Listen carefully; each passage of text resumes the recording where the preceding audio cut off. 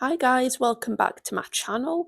So in today's video, I'm going to share 10 things that I do every week to help myself stay healthy, both physically and mentally and emotionally. So let's dive right in. So the first thing that I do is walk in nature.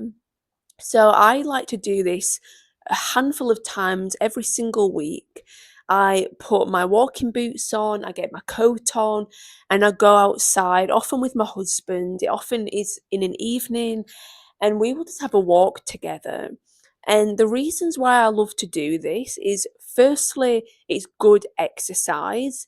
I'm actually recovering from heart surgery at the moment. So for me, it's kind of the only exercise I can do. And so I'm really trying to make it a regular thing so that I keep my fitness levels up. The second reason why I love to do it is because it gets me outside. It gets me surrounded by beauty. You know, walking to and from work is all well and good, but if all that you're seeing is cars and buildings and loud noise, it's not really rejuvenating, is it? Whereas if you go to the woods or walk by a lake, you know, you hear the birds, you hear the wildlife, you get to see the beautiful plants and the trees, and it just feels really um restful, you know, and peaceful. You know, it really connects you with nature and the world that we live in. And so that's why I love to go on walks in nature. And I think why you should as well. The second thing that I do to stay healthy is go to the gym. So, as I said, I'm not doing this as much at the moment. I'm trying to build it back up. But there are certain things that I can't really get from walking. So I like to lift weights and I like to do cardio, a bit more intense cardio than walking. And I often will do that at the gym. If you can't afford a gym membership, or if a gym membership just isn't your thing, doing these types of workouts at home is just as beneficial, whether that's on a YouTube video or buying some weights online, whatever you need to do just to get your body moving.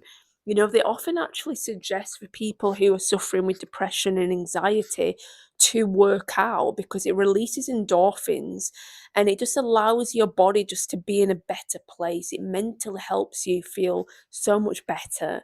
And so I would encourage you to do it. It's something that I really value and it helps me stay healthy. And most importantly, it keeps my heart healthy. The third thing is eating in moderation. So I'm the type of person that loves to eat good quality food. I like to eat like fish and chicken, vegetables, fruit, whole grains, nuts, seeds. You know, I love those types of foods. They're really good for my body and they make me feel good. But I also love fish and chips. I love getting takeouts from time to time. I love sweets, or if you're an American, candy. You know, I love to sometimes indulge a little bit and eat food that I know isn't good for me, but that actually tastes nice. And so I would say that doing everything in moderation is really what's key. You know, trying to eat the majority of your food from good, healthy sources while still having, you know, nice treats and indulgences from time to time. It's all about moderation. Um, and honestly, if you see someone who seems to be healthy, chances are they probably do let themselves have those moments of indulgences and treats. But the majority of their diet probably is healthy. They probably exercise. And I think that's really key to not say no to the food that you actually really like, but to say yes to moderation and yes to exercise that will allow you to sometimes eat those foods that you really enjoy. You know, life is to be lived. It's not to be stuck on a boring diet that you absolutely hate, because let's face it, you're going to give up on it in a matter of days or weeks. And so, if you enjoy pizza, have pizza once a week. If you enjoy fries, have fries once a week. I love fries. Without fries, life for me would be very boring. So I treat myself to them now and again, and I really enjoy them when I have them. But do I have them every day? No, I used to. there was a year where I did have them every day and I put on quite a bit of weight. I was not the healthiest I've ever been, but it's all about moderation. So, number four, for me personally, it's getting 8 hours of sleep every night. Now, sleep is essential. With enough sleep, you can make smart decisions with what food you eat, with what exercise you do, with your productivity at work. With good sleep, you can be a present friend or a spouse or a parent. Sleep really is the cornerstone of being able to make smart decisions. And they do say that 7 to 8 hours is what is recommended. For me, I need 8 hours. If I got 7 hours every night, I would not be functioning very well. And so just play it by ear, see what works for you. Try a week of 7 hours. If you feel tired, try 7.5. If you feel tired still, try 8. Go up to 9, do whatever you want. Just make sure that you get enough sleep so that you can function in a healthy way in the daytime. Number five, so this is a bit of a unique one for me that I want to share, and this is slow evenings. So I personally have learned that if all of my evenings are chock a block, especially if I've been working and I come home and there's loads of jobs to do or there's loads of friends to see, I can get overwhelmed and burnt out so quickly. For me, I need at least 4 evenings a week that are just super slow and steady. I'm actually thinking of doing a vlog, like a little video of a quiet, slow evening at home. If you want to see that video, give this video a thumbs up and I will film that in the next week or two. But I love those evenings where you just take it steady. It allows you to be mentally and physically prepared for the evenings when you do see friends and when you do have things that need to get done.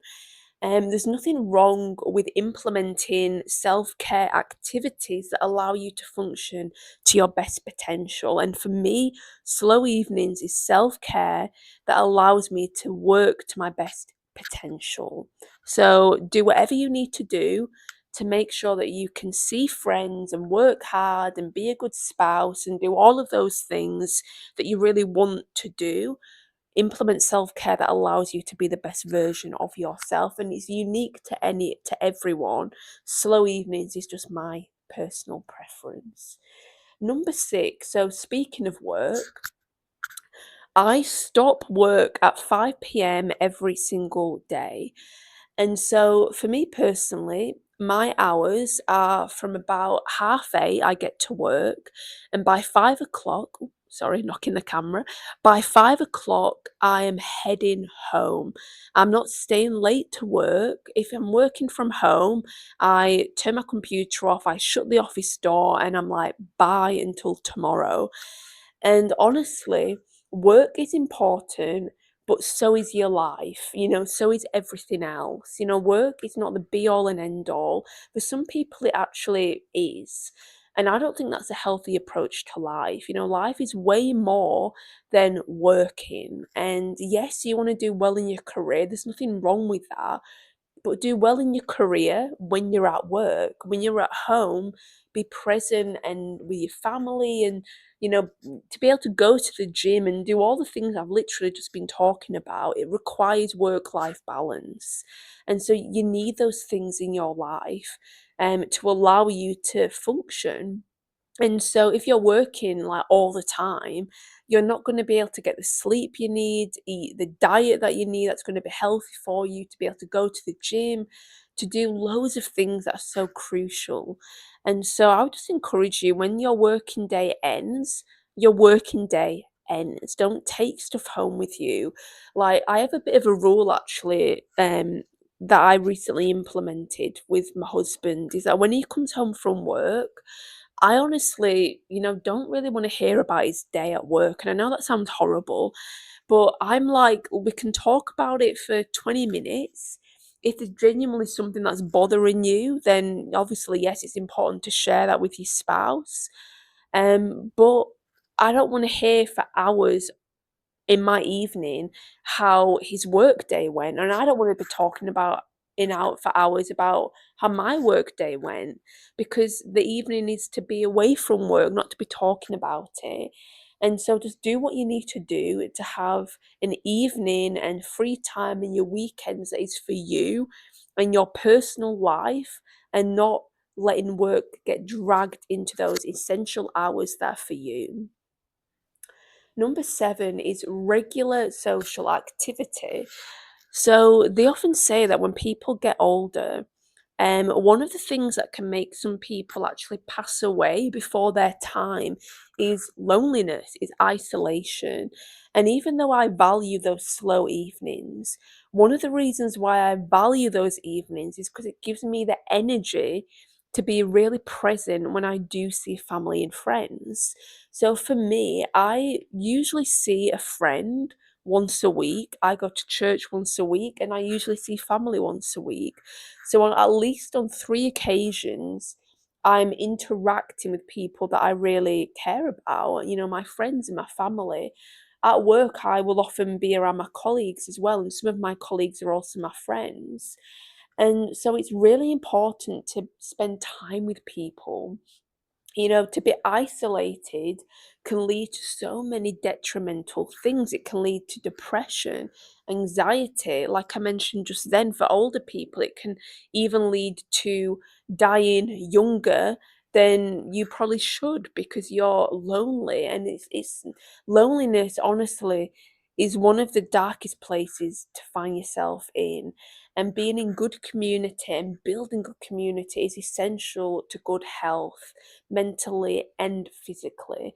And it's something that I try to incorporate every single week into my life to make sure that I'm not isolated or alone. And even though I'm married and I see my husband every day, I need girl time. It's different. So just make sure that you implement those social activities so that your life feels fulfilling and that you're spending time with people that you truly care for. Number 8 is pausing to reflect. So this can be many different things, and it's whatever works for you. For me, that could be picking up the Bible or praying. It could be getting a cup of coffee and going to sit in the garden. For me, often it is going on a walk, or maybe finding a bench out somewhere in like a park and just sitting and pausing, or even reading a book or listening to an audio book. Having those moments where you aren't necessarily taking so much in, but it gives you a chance to really think. Now, life is very busy, and a lot of the time we are consuming and consuming and consuming without truly thinking, how are we feeling? How's our week going? How is work? How is life? How's our marriage? How's our children? Often it's those moments where we need to stop and really ask ourselves, how am I actually doing this week? And you often won't be able to do that until you pause to reflect. And pausing looks different for everyone. But I would encourage you, a couple times a week, midweek and at the end of the week, to have moments where you can just pause and reflect. Like, I know for me, there's certain weeks where I get like to Wednesday, for example, and I'm like, "Oh, I've not really done that much that I really wanted to do this week." I've not really seen a friend or done anything overly productive, and I'm feeling a little bit like I need to do something different. And then I arrange some point that week to then do something different. But unless I pause to consider and reflect, I'm not going to know what I need to do next that is beneficial for my health and my well-being. So pausing is essential. We're crap at doing that in this day and age, in the world that we live in, but we need to do it. So regularly, on a weekly basis, have those moments of pause and reflection. Number 9, so this is a bit unique to me. I haven't drank alcohol since I was 24, and I've never smoked a cigarette. And I do want to say that, firstly, cigarette smoking or any form of smoking is never beneficial. It's never going to help you physically, mentally, emotionally. It's something that is incredibly addictive. And I'm thankful that I've never fallen into that addiction. Honestly, it's who you hang around with, I think, the family that you've been raised in that often impact whether you pick up a cigarette or a vape or whatever. But for me, smoking is something that I've always been like, no. My nana actually died of cancer from smoking about 2 months before I was born. I never met her. And so from being young, I've always seen smoking as honestly being something that can kill you when you're too young. She was in her early 60s. And so for me, it's always been a no-no. In terms of drinking, I did drink alcohol in moderation. I was never a big drinker when I was a bit younger. It was my heart health that got me to stop drinking. And honestly, if you have like a pint or a glass of wine or a few drinks every week, it's not going to kill you. It's not really going to massively impact your health. But the problem with alcohol is that it's easy to go from one drink to suddenly five drinks, or it's easy to get into social drinking where you're doing shots and things just to get drunk. Um, and I would say just to be really mindful of how much you're consuming, like you see people who, like, I honestly know relatives who have been to the point of nearly having like parts of their body amputated because of drinking and smoking. Or, a lot of my relatives have actually died quite young because of drinking and smoking. It's not a good thing, and it's something that I'm thankful that I've never struggled with. And if you do, I'm really sorry to hear that. And it's not easy to stop smoking or drinking, and so just getting the support that you need is really important. But any doctor that you speak to will always advocate to quit smoking and to limit your alcohol intake for overall health long term. So that's just something that I don't do. That is a decision that I personally have made, and something that really helps me to stay healthy. The final thing, and this is a really important one, is to listen to your body. So a little silly example here. To some people, cauliflower is super healthy. Some people have cauliflower and it's great for them. It really is good for them and their body. For me personally, I have IBS. If I eat cauliflower, my stomach bloats up and I get constipated. It is not a good thing for me to consume. And this is a bit of a silly example of the importance of really listening to your body. Like I mentioned earlier, some people will be fine on 7 hours sleep, some people will need eight. It's about listening to your body and what you need. And this is a daily, weekly, monthly, yearly thing that you will need to do to look after your health. To be like, do I need to be taking more time for me and for self care? Do I need to maybe start drinking a little bit less because it's impacting my health? Do I need to maybe cut back on those takeaways because it's impacting my BMI, for example? Whatever it is, just really listening to your body and seeing what you need to do to reach your maximum good quality health. And I do want to end this video by highlighting something that's really important. So don't go away just yet. When you're young, you think that you're invincible. Like, I remember when COVID kicked in, so many young people were not taking it seriously because they never really got that ill from it. Whereas older people or people at risk were really taking it seriously because people were dying from it. Whereas young people still died from COVID. Not everyone is invincible, and the older that you get, the decisions that you make when you're young are going to impact you. But I'm 32 now, and I recently had a stent fitted in my heart. I have done nothing wrong in my life to impact my health. I've always lived a very healthy life, but yet I had a heart condition that I needed treating. And so, the decisions that you make now are going to impact you when you're older, and it may be sooner than you think. Just because you're in your 20s doesn't mean that you're invincible and that you're never going to get an illness or a disease. I know so many young people in their 20s and 30s who have faced things like cancer.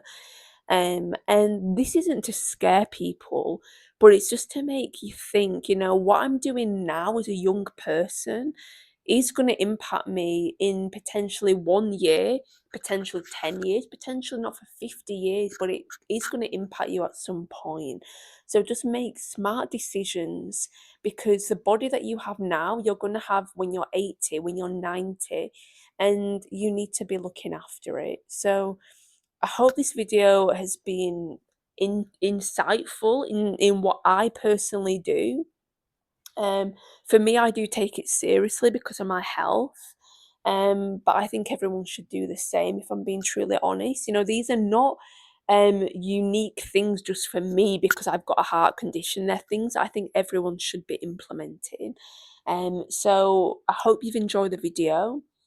Let me know if you decide to implement some of these things into your life. Comment below, let me know. Subscribe if this video has been helpful, and give the video a like if you want more content around health, because it's something that I'm incredibly passionate about. So as I said, thanks so much for watching. I hope you have an amazing week, and I'll see you next week. Bye.